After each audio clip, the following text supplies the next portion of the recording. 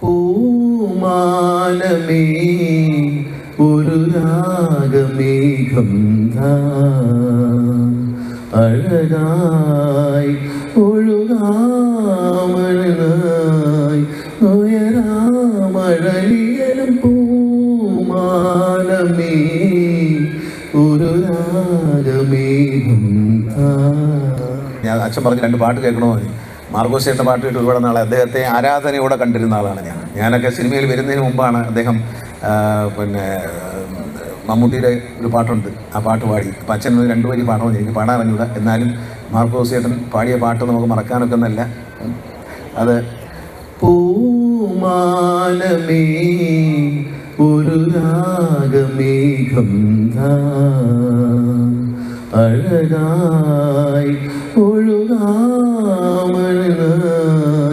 ഉയരാമഴലിയലും പൂമാനമേ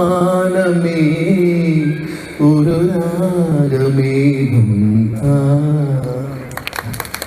എന്തൊരു പാടണമെന്ന് അച്ഛൻ എന്നോട് പറഞ്ഞപ്പോൾ ഞാൻ പറഞ്ഞു, അച്ഛൻ എനിക്ക് പാട്ട് പാടാൻ അറിയത്തില്ലെന്ന്. പക്ഷേ എന്നാലും നമ്മളൊരു കൂട്ടായ്മയുടെ ഒരു സന്തോഷത്തിൽ ഞാൻ 2 വരി അങ്ങ് പാടിയ പൊട്ടപ്പാട്ടാണെങ്കിലും പാട്ടാണെന്ന് ഇത് അവസാനം വെക്കേണ്ടതാണ്. ആളെ ഓടിക്കാനാണ്, ആൾ വല്ലാത്ത കുടുംബമാണ്, ആളെ ഓടിക്കാനാണ് നമ്മുടെ പാട്ട് വയ്ക്കേണ്ടത്. പക്ഷേ എന്നാലും ഒത്തിരി സന്തോഷമുണ്ട്. അദ്ദേഹം പാടിയ പാട്ടിൻ്റെ 2 വരി അദ്ദേഹത്തിന് മുമ്പിൽ വെച്ചിട്ട് പാടാൻ കഴിഞ്ഞു എന്നുള്ളത് പറഞ്ഞു. അന്നൊക്കെ നമ്മൾ ആരാധനയോടെ കാണുന്ന ആളാണ്. കാരണം അച്ഛൻ പറഞ്ഞ കറക്റ്റാണ്, പട്ടാഴി അമ്പലത്തിൽ വന്ന് ചവിട്ട് കൊണ്ടുവന്ന് ആളുകളെ തിരക്കൊണ്ട് ചവിട്ട് കൊണ്ടുവന്ന് പറയുന്നത് വളരെ കറക്റ്റാണ്. കാരണം ഗാനമേള എന്ന് പറഞ്ഞാൽ KG മാർക്കോസ്, യേശുദാസ് പോലും ആയിട്ടില്ല.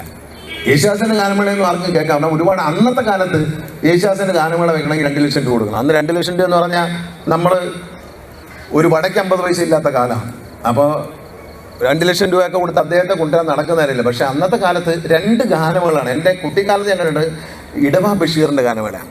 ഇടവ ബഷീറിൻ്റെ ഗാനമേള ഇതുപോലെ ഭയങ്കര ഗാനമേള എന്ന് കഴിഞ്ഞാൽ അന്ന് ആ ഒരു കാലം കഴിഞ്ഞാൽ KG മാർക്കോസാണ് ഗാനമേള എന്ന് പറയുന്നത്.